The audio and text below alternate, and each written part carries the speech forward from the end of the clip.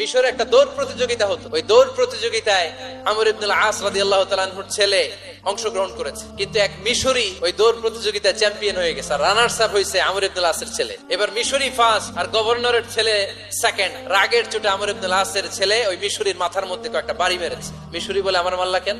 তুমি খেলায় পারো না, আমারে মাল্লা কেন? কয়, আনা ইবনুল আকরামিন, আমি গভর্নরের পোলা, আমি যা বলবো এটাই হবে, আমার উপরে কথা নাই। মিশরি ওইখানে আর ঝগড়া বাঁধায় নাই, মনে দুঃখ নিয়ে মদিনায় চলে আসলেন। এসে বললেন, আমিরুল মুমিনিন, আপনি আমর ইবনুল আস রাদিয়াল্লাহু তাআলা আনহুকে মিশরের গভর্নর বানিয়ে পাঠিয়েছেন। একটা প্রতিযোগিতায় আমি চ্যাম্পিয়ন হয়েছি, ওনার ছেলে হয়েছে রানার আপ। কেন সে চ্যাম্পিয়ন হতে পারে নাই? এই কারণে আমার মাথায় লাঠি দিয়ে 3টা বাড়ি মেরেছে।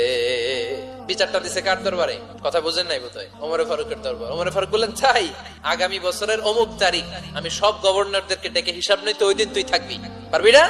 বিষ্ণু বলে, পারবো মানে অবশ্যই পারবো। ওই দিন 7 রাজ্য থেকে 7 গভর্নর হাজির, গভর্নরদের ছেলেরাও হাজির, মিশরীয় হাজির। 7 গভর্নরের কাছ থেকে 7 এলাকার খোঁজ খবর নেয়ার পরে ওমরে ফারুক বললেন, আইনাল মিসরি, মিশরি লোকটা কই, এদিকে আয়। মিশরি সামনে আসার পরে বলল, আমর ইবনুল আস, তুমি মিশরের গভর্নর, তোমার ছেলে সহ তুমি আসো। আমর ইবনুল আস এসে সামনে বসে রইলেন।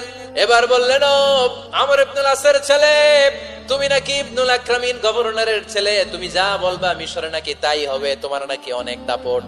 নিজে একটা লাঠি এনে মিশরীর হাতে দিয়ে বলল, এবার তোর মাথায় যতটা মারছে তুই ততটা গুনে গুনে মার, আমি দেখবো। আমর ইবনুল আস দেখবে, আমর ইবনুল আসের ছেলেরে তুই এখানে মার। সে বলতেছে, থাক, আপনি বলছেন এতেই যথেষ্ট, মারা লাগবে না, আমি মাফ করে দিলাম। ওমরে ফারুক বলল, খবরদার, মার, মার ওর মাথার মধ্যে।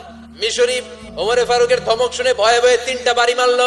এই বাড়ি মারা দেখেও ওমরে ফারুকের হৃদয় ঠান্ডা হয় নাই। লজ্জায় আমর ইবনুল আস, বয়স হয়ে গিয়েছে, সাহাবা, মাথা তখন টাক, মাথায় চুল নাই, লজ্জায় মাথাটা হেট হয়ে মাথাটা নিচু করে রেখেছে। এবার রাগের চোটে ওমরে ফারুক বললেন, এবার আমর ইবনুল আসের টাক মাথার মধ্যে একটা মার। মার, কেন ছেলেকে শিক্ষা দিতে পারে নাই?